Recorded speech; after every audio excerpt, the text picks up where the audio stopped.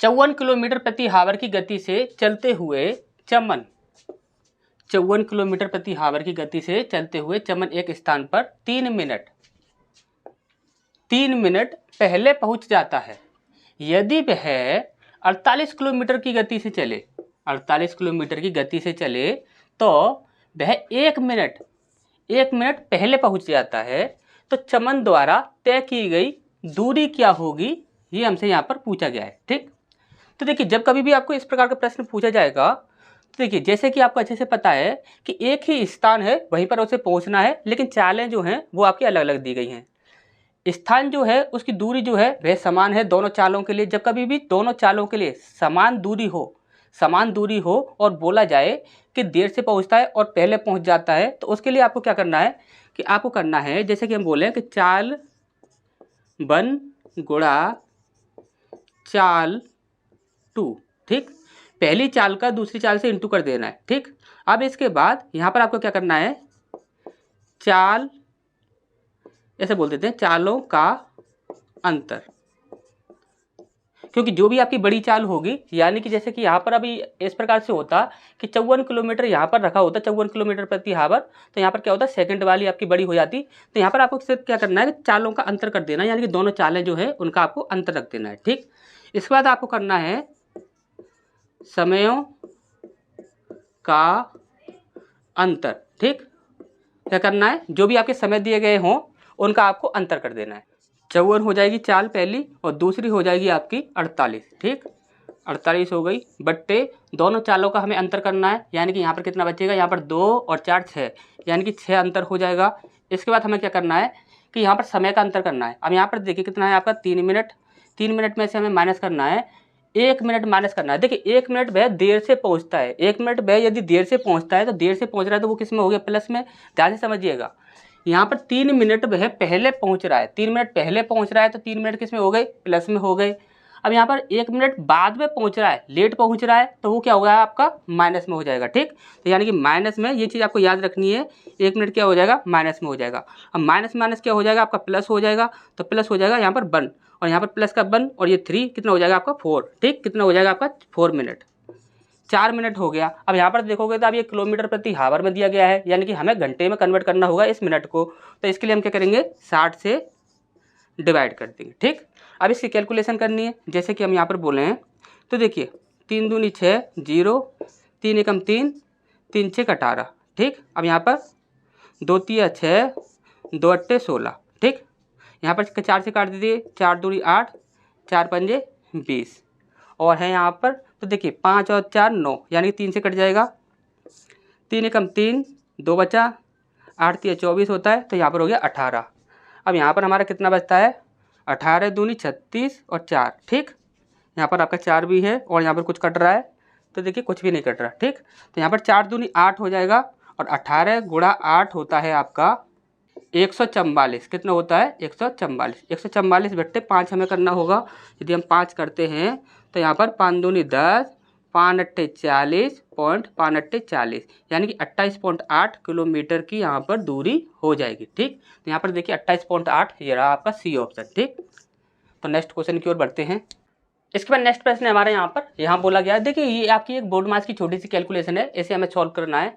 लेकिन ये होता क्या है कि देखिए बोर्ड मास का जो फॉर्मूला होता है, बोर्ड मास का जो फॉर्मूला होता है वो आपका यहाँ पर आकर कभी कंप्लीट नहीं होता है। बोर्ड मास का जो फॉर्मूला होता है उसमें आपका रेखा कोष्ठक भी जुड़ा होता है, रेखा कोष्ठक। जब आपका रेखा कोष्ठक भी इसमें जुड़ जाता है तब आपका बोर्ड मास का जो फॉर्मूला होता है वो आपका कंप्लीट होता है। अब रेखा कोष्ठक किसे कहते हैं, तो यहाँ पर आप ध्यान से देखिएगा, यहाँ पर ये आपको एक लाइन दिख रही होगी, ये जो बार टाइप में एक लाइन जो दिख रही है यही होता है आपका रेखा कोष्ठक। और इसके कहने का मतलब क्या होता है, जैसे कि आप ध्यान से समझ लीजिए पहले, जैसे कि यहाँ पर लिखा हुआ है आपका -6 + 7 और यहाँ पर इस प्रकार से रेखा कोष्ठक आपका लगा हुआ है। ठीक, तो यहाँ पर आपको क्या करने के लिए बोल रहा है, वो ये करने के लिए बोल रहा है, देखिए ये वाला जो पहला वाला जो नंबर होगा, पहले वाले नंबर से पहले आपका कोई भी चिन्ह हो, इससे उसे कोई भी मतलब नहीं है। आपको क्या करना होगा, इसे लिखना होगा 6 + 7। किस प्रकार से लिखना होगा 6 + 7 और ये चिन्ह जो होगा ये आपका बाहर चला जाएगा ब्रैकेट के। इसीलिए इसे कहते हैं रेखा कोष्ठक। ठीक, अब इस प्रकार से होता क्या है, तो यहाँ पर आप देखोगे तो यहाँ पर आपका कितना आंसर आ जाता है, यहाँ पर 1 आता है। यहाँ पर आपका 1 आएगा क्योंकि 6 आपका माइनस का है और 7 आपका किसका है, प्लस का है। तो यहाँ पर आपका 1 आना चाहिए, लेकिन 1 यहाँ पर गलत हो जाएगा क्योंकि रेखा कोष्ठक लगा हुआ है। तो यहाँ पर हो जाएगा आपका 6 दूनी 12 और 1 13, कितना हो जाएगा 13। इस प्रकार से इसे सॉल्व किया जाता है। अब ये 13 जो है ये ब्रैकेट के अंदर है, तब ये बाहर आएगा तो यहाँ पर ये आपका माइनस का 13 आंसर देगा। क्या देगा, माइनस का 13। ठीक, तो यही होता है रेखा कोष्ठक में। तो यहाँ पर देखिए, तो यहाँ से यहाँ तक यदि हम सॉल्व करते हैं, यहाँ से लेकर यहाँ तक सॉल्व करते हैं तो 6 दूनी 12 और 1 13, यानी कि यहाँ पर हो जाएगा आपका 13। ठीक, और 13 जब ब्रैकेट से बाहर आएगा, 13 जब ब्रैकेट से बाहर आएगा तो ये क्या हो जाएगा, माइनस का 13। अब माइनस का 13 है और यहाँ पर क्या है, प्लस का 9। जब इनका हम अंतर निकालेंगे तो बड़ी संख्या माइनस की है तो यहाँ पर माइनस में आंसर आएगा। तो यहाँ पर कितना आ जाएगा आपका 4 जो होगा वह आपका किस में हो जाएगा, माइनस में। माइनस में आपका 4 है और यहाँ पर आप बाहर देखोगे तो बाहर भी आपका माइनस में है। यदि माइनस का चिन्ह बाहर है और अंदर भी आपका माइनस का चिन्ह है तो यहाँ पर ये माइनस माइनस क्या हो जाएगा, प्लस हो जाएगा। प्लस करना है आपको 29 प्लस करना है। अब 29 के साथ यदि आप 4 को ऐड करते हो तो आपका यहाँ तक सॉल्व हो जाएगा। 29 में यदि आप 4 को ऐड करते हो तो यहाँ पर हो जाता है आपका 33। कितना हो जाता है, 33। अब 33 जो है वह आपका किसका हो जाएगा, प्लस का हो जाएगा। जब 33 आपका प्लस का है और बाहर आपका माइनस लगा है तो ये आपका माइनस का हो गया। अब माइनस का ये हो गया तो यहाँ पर कितना है आपका 51, यानी कि 51 आपका प्लस का है और ये आपका माइनस का है। जब हम इसे माइनस करेंगे तो यहाँ पर हो जाएगा आपका, यहाँ पर हो जाएगा 8 और यहाँ पर 4 में से 3 गया तो 1, यहाँ पर कितना बचता है आपका 18, और वो भी किसका बचेगा, प्लस का बचेगा। क्यों, क्योंकि यहाँ पर क्या है कि ये आपका प्लस की संख्या बड़ी है। ठीक, अब यहाँ पर है आपका डिवाइड, यानी कि 162 में हमें 18 से भाग लगाना है। ठीक, अब यहाँ पर 18 से भाग लगाए, 18 नम्मा 162 होता है, यानी कि यहाँ पर कितना आ जाएगा 9। तो 9 हमारा आंसर हो जाएगा। तो ये डी ऑप्शन हमारा सही हो जाएगा। ठीक, तो नेक्स्ट क्वेश्चन की ओर बढ़ते हैं। इसके बाद नेक्स्ट प्रश्न हमारे यहाँ बोला गया है, एक संख्या के दोगुने, एक संख्या के दोगुने को उस संख्या के वर्ग में जोड़ने पर 3 प्राप्त होता है। ठीक, देखिए माना वह संख्या जो है, वह संख्या क्या है, x है। वह संख्या क्या है, x है। उसने बोला है एक संख्या के दोगुने को, एक संख्या के दोगुने यानी कि 2x, एक संख्या के दोगुने को उस संख्या के वर्ग में, उस संख्या के वर्ग में जोड़ने पर 3 प्राप्त होता है, 3 प्राप्त होता है। तो इस संख्या के लिए संभव उत्तर क्या होगा। ठीक, अब ये जो 3 है इसे हम इधर ले आते हैं तो उधर जाकर आपका 0 हो जाएगा। जैसे कि हम यहाँ पर बोले, यहाँ पर -3 हो जाएगा ये और यहाँ पर हो जाएगा 0। ठीक, इस प्रकार से ये आपका बन जाएगा। यहाँ पर आपको अच्छे से पता होगा, ये 8th क्लास वाली कैलकुलेशन है जो कि आप किताबों में पढ़ते थे पहले। तो देखिए यहाँ पर क्या होगा कि आपको गुणनखंड निकालने होंगे। तो देखिए गुणा करें तो आपका 3 बनना चाहिए, वो भी किसका, माइनस का। गुणा करें तो आपका 3 बनना चाहिए, वो भी किसका, माइनस का। और यदि हम जोड़ें तो आपका 2 बनना चाहिए, 2। ठीक, अब यहाँ पर देखते हैं x² प्लस, यहाँ पर हम यदि रखें, यदि हम यहाँ पर 3x का 3 का इंटू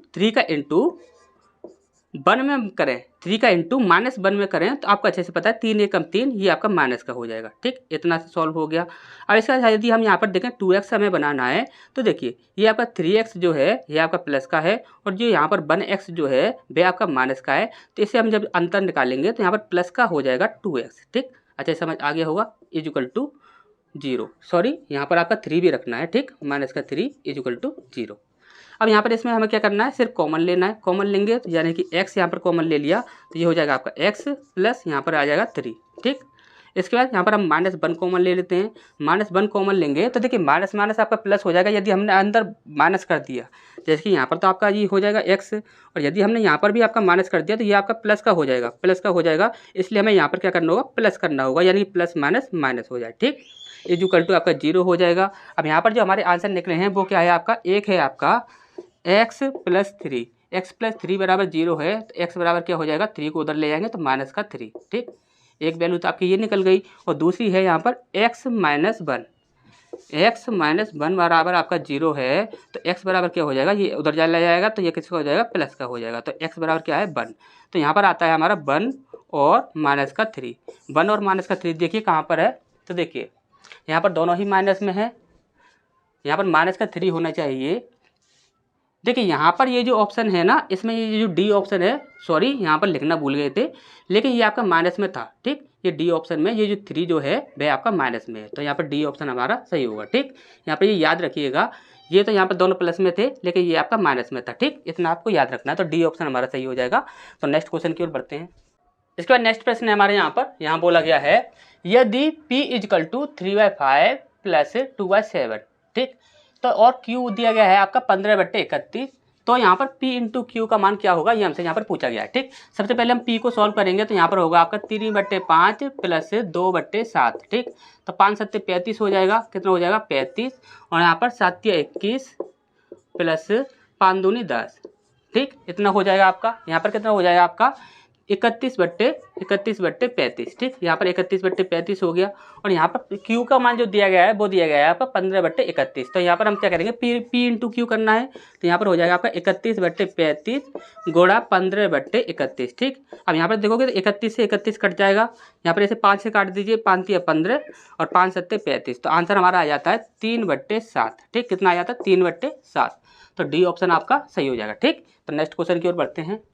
इसका नेक्स्ट प्रश्न हमारे यहाँ पर, यहाँ बोला गया है त्रिभुज ABC में क्रमशः AB और AC पर बिंदु D और E इस प्रकार है कि DE जो है वह BC के समानांतर है, यानी क्या है, पैरेलल है। ठीक, यदि AD = 1 सेंटीमीटर, AD जो है वह 1 सेंटीमीटर है, और DB आपका 3 सेंटीमीटर है, तब त्रिभुज ADE का क्षेत्रफल और त्रिभुज ABC का क्षेत्रफल क्या होगा। ठीक, इनके बीच में अनुपात पूछा गया है, दोनों के क्षेत्रफल के बीच में। ठीक, अब यहाँ पर देखिए, जैसे कि उसने बोला है कि आपका एक त्रिभुज है, त्रिभुज का नाम है ABC। ठीक, ABC। ठीक, ये ABC त्रिभुज है, यहाँ पर BC और AC पर बिंदु कौन है, D और E, यानी कि BC जो है BC पर है आपका बिंदु D, और AC पर बिंदु है आपका E। ठीक, इनको मिला देते हैं।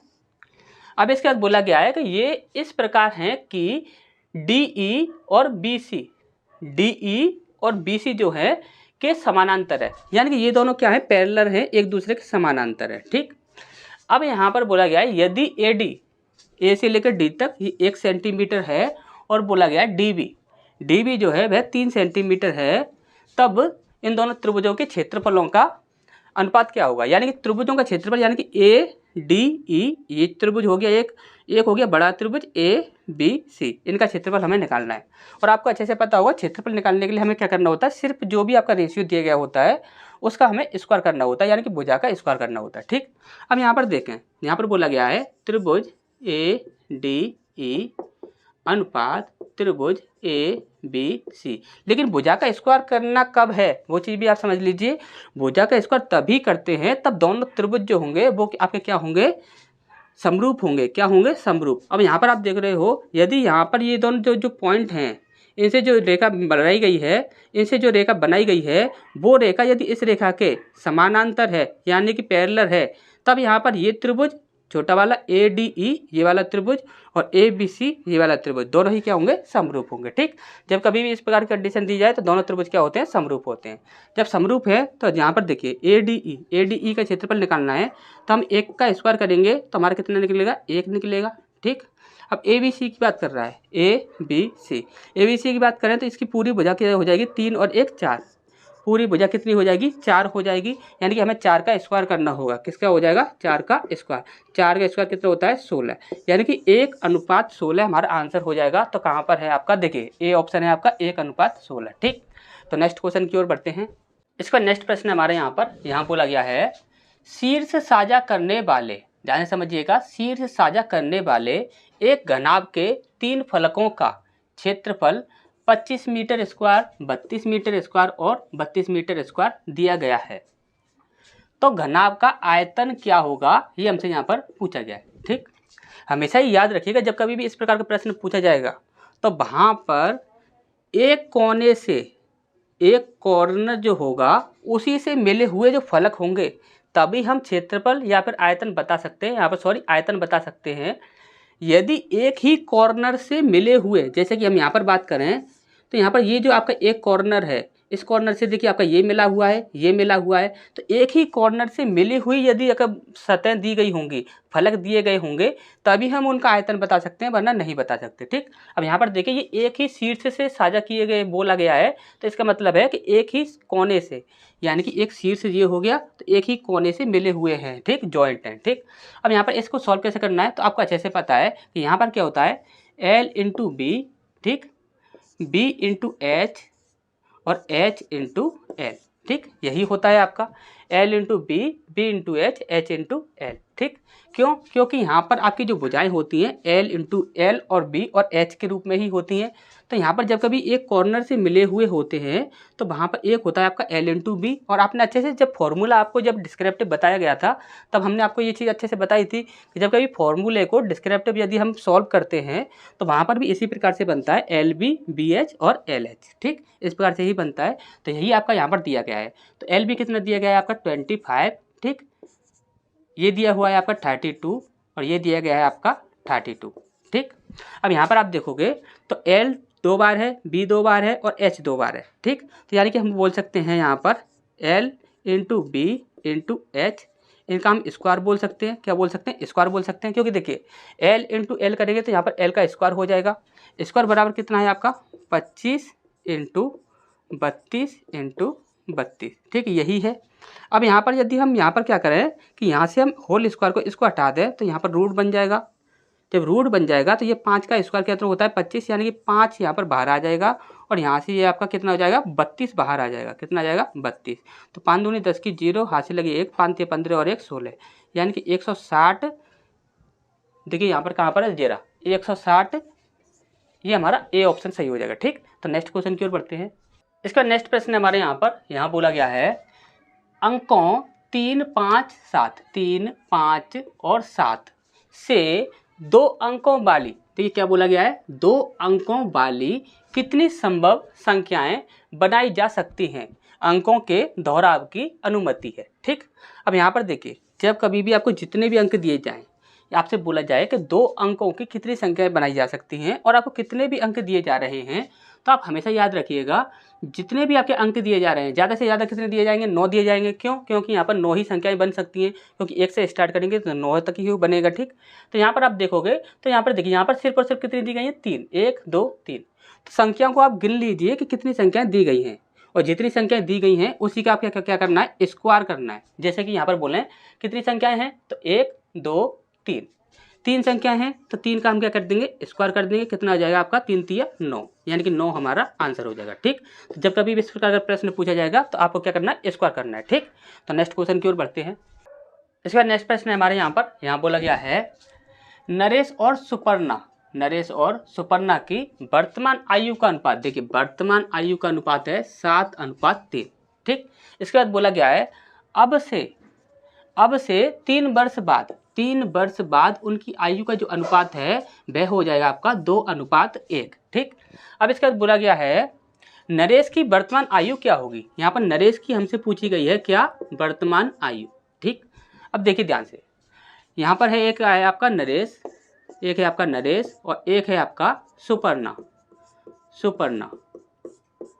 नरेश की और सुपर्णा की वर्तमान आयु की बात करें तो देखिए कितनी है आपकी 7:3। ये क्या है वर्तमान। ठीक, अब यहाँ पर हम यदि बात करें कि 3 वर्ष बाद की यदि हम बात करते हैं तो देखिए 3 वर्ष बाद के लिए यहाँ पर बोला गया है 2:1। क्या बोला गया है 2:1। ठीक, अब यहाँ पर देखिए 3 वर्ष बाद नरेश और सुपर्णा, यदि देखिए इनकी उम्र बढ़नी होगी तो दोनों की एक साथ ही बढ़ेगी।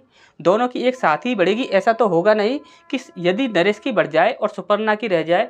3 वर्ष बाद यदि उम्र बढ़ेगी तो दोनों की समान रूप से ही बढ़ेगी, यानी कि नरेश की भी बढ़ेगी और सुपर्णा की भी बढ़ेगी। और यहाँ पर यदि हम अंतर देखें तो यहाँ पर देखिए यहाँ पर आपका अंतर कितने का आ रहा है, यहाँ पर 5 का अंतर आ रहा है और यहाँ पर आप अंतर देखोगे तो यहाँ पर आपका 2 का अंतर आ रहा है।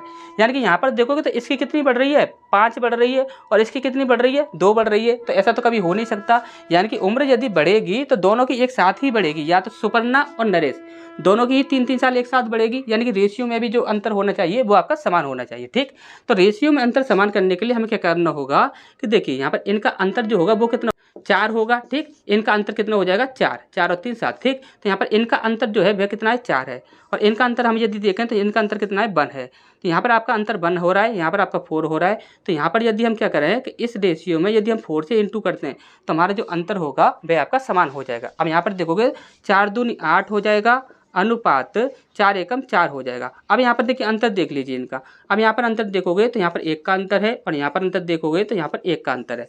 अब कह सकते हैं कि 3 वर्ष बाद दोनों की उम्र बढ़ रही है समान रूप से। ठीक, अब यहाँ पर देखिए अंतर कितना है 1 है, यानी कि एक रेशियो की वैल्यू उसने कितनी बोली है कि 3 वर्ष बाद। ठीक, यानी कि एक रेशियो की वैल्यू कितनी है 3 वर्ष, कितनी है 3 वर्ष। एक रेशियो की वैल्यू यदि 3 वर्ष है और उसने हमसे पूछा है कि नरेश की वर्तमान आयु कितनी होगी, तो नरेश की वर्तमान आयु कितनी है, तो नरेश की वर्तमान आयु है आपकी 7। ठीक, तो 7 रेशियो से हम इसमें इंटू कर देंगे तो हो जाएगा हमारा 21 वर्ष। कितना हो जाएगा 21 वर्ष। तो 21 वर्ष हमारा आंसर हो जाएगा, कहाँ पर है हमारा, तो सी ऑप्शन हमारा सही हो जाएगा।